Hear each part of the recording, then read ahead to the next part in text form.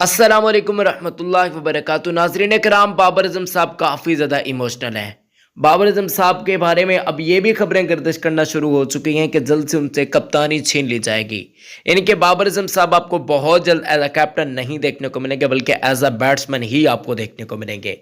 आप इस डिसीजन से मुत्तफिक हैं या फिर नहीं, मुझे कमेंट्स के अंदर ज़रूर बताइएगा। आपके ख्याल में किसको कप्तान बनाना चाहिए पाकिस्तान का नया, कमेंट्स में लाजमी बताइएगा। सूरत हाल कुछ इस टाइप की सामने आ रही है कि ना सिर्फ बाबर आजम बल्कि मिकी आर्थर को भी फारिग कर दिया जाएगा। इनके साथ साथ बाकी जितने भी कोचेस लगे हुए हैं उन सबको फारिग करके बिल्कुल नया सेटअप लाया जाएगा और बाबर आजम के साथ साथ आपको पाकिस्तान टीम का एक नया कैप्टन देखने को मिलेगा। यानी कि बाबर आजम साहब टेस्ट के कैप्टन रिटेन रहेंगे। बाबर आजम को टेस्ट की कप्तानी से नहीं हटाया जाएगा। अलबत्ता वनडे के नए कप्तान मोहम्मद रिजवान हो सकते हैं। ऐसे कुछ तफसीलात सामने आ रही हैं कि बाबर आजम साहब की खुद की परफॉर्मेंस इंतहाई नाकिस से देखी है।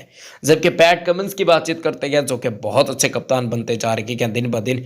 ऐसे में वो भी बाबर आजम साहब के इस डिसीजन को लेकर या फिर इस फैसले पर काफ़ी ज़्यादा दुखी होंगे। वीडियो को लाइक करें, चैनल को सब्सक्राइब करें, अपना बहुत ज़्यादा ख्याल रखें। मिलता है किसी वीडियो में। अल्लाह हाफिज़।